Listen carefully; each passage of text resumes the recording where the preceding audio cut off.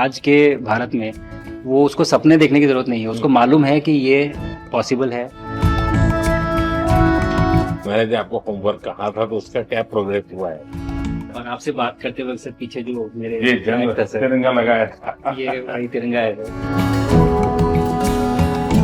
और आप मूंग और मेथी का प्रयोग का क्या है? बहुत अच्छा है सर। मेरे ही क्रूमेट जो मेरे साथ थे साइन करवा के लिख के लेके गए हैं कि जब भी आपका गगनयान जाएगा आप हमें इनवाइट करेंगे और लॉन्च के लिए जल्दी से जल्दी हमें आपके व्हीकल में बैठ के जाना है।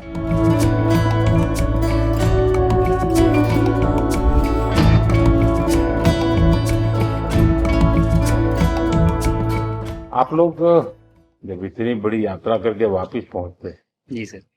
काफी कुछ चेंज फील होता होगा। जस्ट मैं समझना चाहता हूँ वो किस प्रकार से अनुभव करते हैं आप लोग। सर जब ऊपर भी जाते हैं तो वहाँ का जो वातावरण है, एनवायरनमेंट है, वो अलग है, ग्रेविटी नहीं है।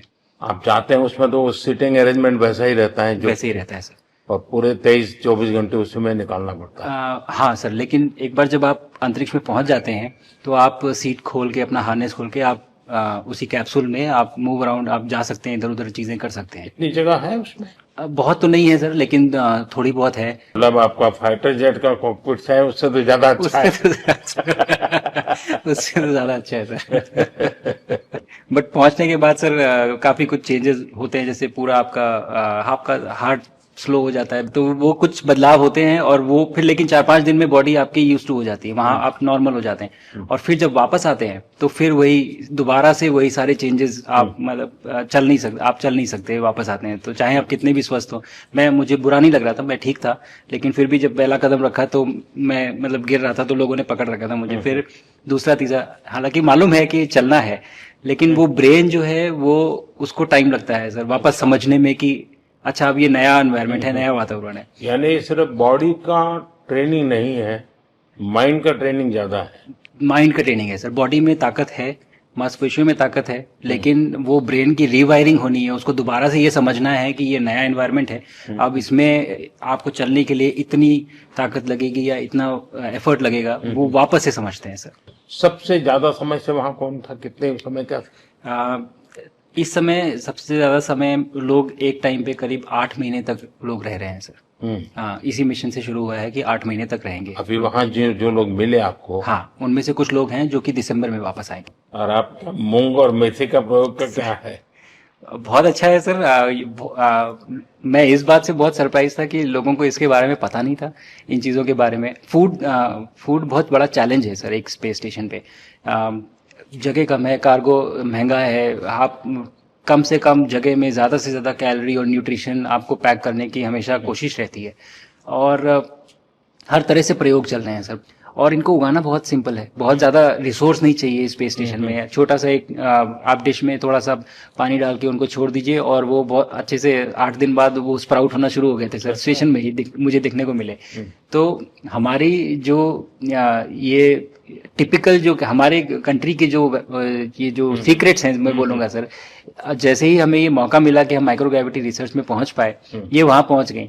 और क्या पता कि ये हमारी फूड सिक्योरिटी प्रॉब्लम को सॉल्व करें, जो कि एस्ट्रोनॉट्स के लिए तो एक तरह से है ही सर स्टेशन में, लेकिन अगर वहां सॉल्व होती है तो ये पृथ्वी पे भी लोगों के लिए फूड सिक्योरिटी की प्रॉब्लम सॉल्व करने में हमारी मदद कर सकती है। पहला एक बार एक कोई भारतीय आया। जी सर। तो भारतीय को देख करके उनके मन में क्या रहता है, क्या पूछते हैं, क्या बात करते हैं, ये बाकी जो दुनिया के देश के लोग होते हैं? जी सर, मेरा पर्सनल अनुभव जो रहा है सर पिछले 1 साल में, मैं तो जहां भी गया जिससे भी मिला, सभी लोग बहुत खुश हुए मुझसे मिलके, बहुत एक्साइटेड थे बात करने में, आके मुझसे पूछने में कि मतलब आप लोग क्या कर रहे हैं, कैसे कर रहे हैं। और सबसे बड़ी बात ये थी कि सबको इसके बारे में मालूम था कि भारत स्पेस के क्षेत्र में क्या कर रहा है, सबको इस बारे में जानकारी थी। और सब मुझसे ज्यादा तो कई लोग थे जो गगनयान के बारे में इतना एक्साइटेड थे, जो आके मुझसे पूछ रहे थे कि आपका मिशन कब जा रहा है। एंड मेरे ही क्रूमेट जो मेरे साथ थे मुझसे साइन करवा के लिख के लेके गए हैं कि जब भी आपका गगनयान जाएगा आप हमें इनवाइट करेंगे और लॉन्च के लिए, और उसके बाद जल्दी से जल्दी हमें आपके व्हीकल में बैठ के जाना है। तो मुझे लगता है सर कि बहुत ज़्यादा उत्साह है ये सारी आपको टेक जीनियस के रूप में बुलाती थी, क्या कारण? नहीं सर, वो लोग मुझे लगता है बहुत काइंड है जो इस तरह से बोलते हैं, बट मेरी जो ट्रेनिंग रही है सर, जो एयरफोर्स में ट्रेनिंग रही है और उसके बाद हम लोग ने टेस्ट पायलट की ट्रेनिंग की सर। तो मैं एयरफोर्स में जब गया था तो मुझे लगा था कि पढ़ाई नहीं करनी पड़ेगी, बट मुझे इसके बाद बहुत पढ़ाई करनी पड़ी जो मुझे पता नहीं था। और टेस्ट पायलट बनने के बाद तो एक ये काइंड ऑफ एक इंजीनियरिंग का एक डिसिप्लिन बन जाता है सर। इसरो में ट्रेनिंग की, हमारे साइंटिस्ट ने हमको पढ़ाया तो 3-4 साल। तो मुझे लगता है कि हम लोग काफी अच्छे से तैयार थे सर इस मिशन के लिए जब पहुंचे। मैंने जो आपको होमवर्क कहा था तो उसका क्या प्रोग्रेस हुआ है? बहुत बहुत अच्छा प्रोग्रेस हुआ है सर। और लोग काफी हंसे थे मेरे साथ। उस मीटिंग के बाद उन्होंने मुझे चढ़ाया भी था कि आपके प्रधानमंत्री ने आपको होमवर्क दिया है। मैंने कहा कि, हाँ, दिया तो है। और बहुत जरूरी है सर। हमें इस बात का आभास था, मैं गया ही इसलिए था।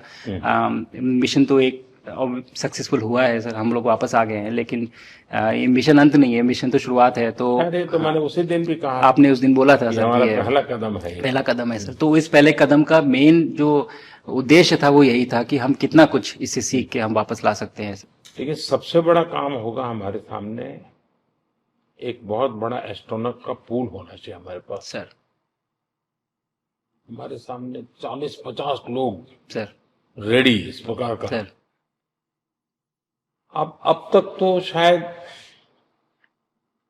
बहुत कम बच्चों के मन में होता होगा, हाँ यार ये कुछ अच्छा है। सर लेकिन अब आपके आने के बाद शायद वो विश्वास भी बहुत बढ़ेगा, आकर्षण भी बढ़ेगा। सर जब मैं छोटा था, राकेश शर्मा सर पहली बार गए थे 1984 में, हम्म।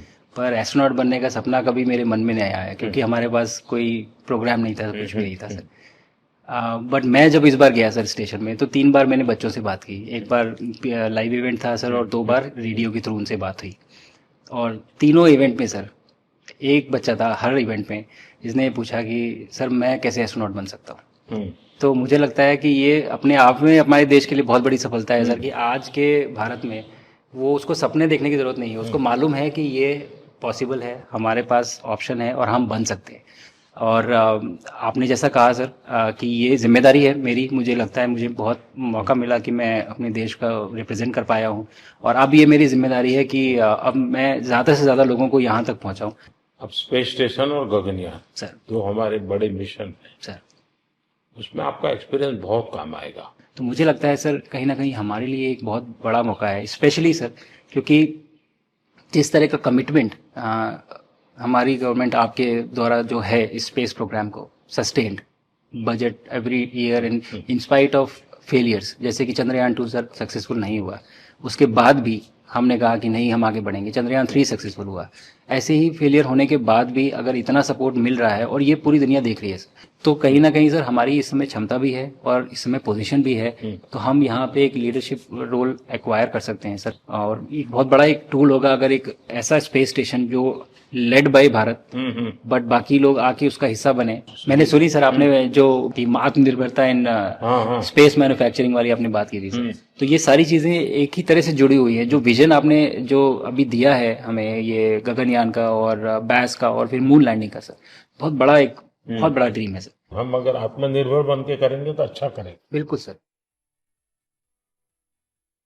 मैंने काफी सारी चीजें सर स्पेस से फोटोग्राफ वगैरह कोशिश की भारत की लेने की। तो ये भारत यहाँ से शुरू से ये ट्रायंगल, ये बैंगलोर है सर, ये हैदराबाद क्रॉस हो रहा है, और ये जो फ्लैश आप देख रहे हैं सर, ये सारी बिजली चमक रही है, बिजली जो पहाड़ों में हो रहा है।